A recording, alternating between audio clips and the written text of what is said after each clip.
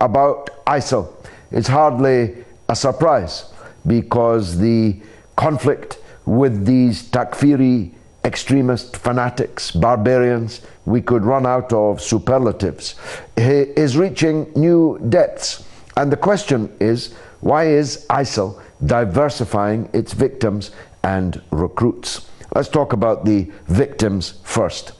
One of the most horrific of their many horrific crimes has to be a few days ago when they lined up 21 Egyptian Christians along the beach at the Mediterranean with the waves washing in, looking across at Europe. They lined up, 21 of them, on their knees in orange jumpsuits and proceeded to cut the heads of every one of them, one by one, there in front of their cameras, which they then spread around the world.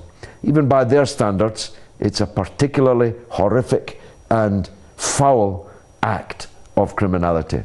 I can't begin to imagine what justification was adduced in their mind for this. These people were people of the book. They were Christians. They were no doubt pleading to Jesus to intervene to save them. Do these people have no respect for Jesus? Do these people have no reverence for Jesus? If they don't, then they're definitely not Muslims, because to be a Muslim, you have to have respect. You have to have reverence for Jesus.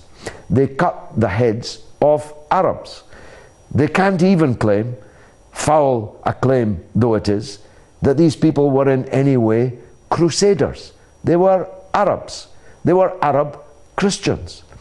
Christianity existed in the Arab lands before Islam. They are a people of the Arab world, and they were murdered. They were Egyptian Christians, which is one of the reasons why they didn't get quite so much coverage as they would have done if they had been Western Christians. But there's no doubt that the murder of these Coptic Egyptian Christians has set a new dynamic running, not just in this diversification of victims, but also diversification of recruits and a diversification of responses. After all, if you murder Japanese hostages cruelly, viciously, you're drawing Japan into the conflict, a conflict which they had not wanted to join except financially. If you murder Egyptians, you're drawing Egypt into the conflict. If you murder, as they did, a Jordanian pilot, they are drawing Jordan more deeply into the conflict. If you add the British and the Americans and all the other nationalities whose nationals have been murdered by these people in the most horrifying way, you begin to wonder why ISIL is deliberately multiplying the number of its enemies who now have a bigger stake in fighting them. It's suspicious on one level, or it is madness. You decide which it is.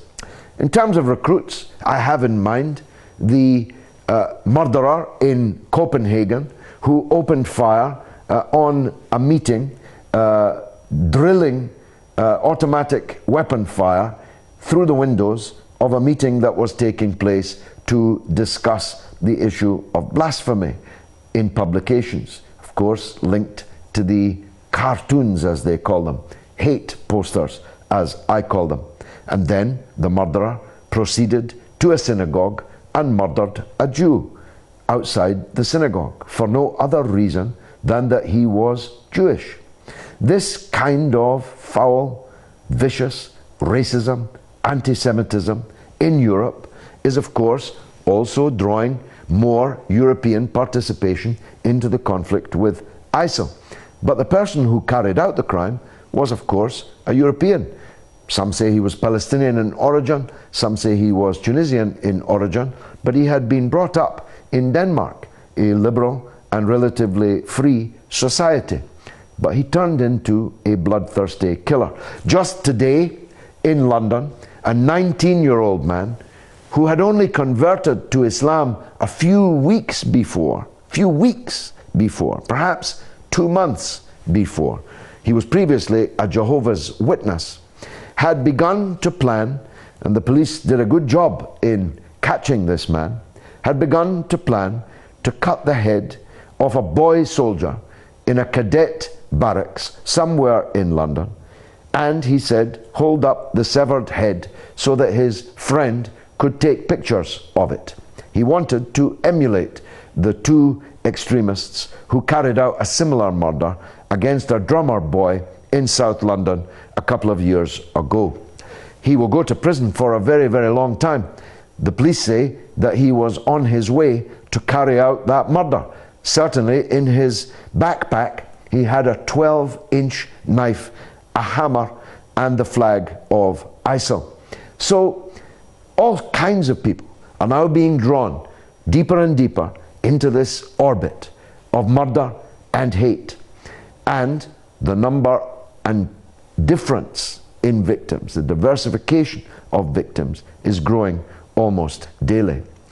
So we're really into a global confrontation with these people. I don't know how we're going to defeat them. What I do know is that we're going to have to defeat them. So I want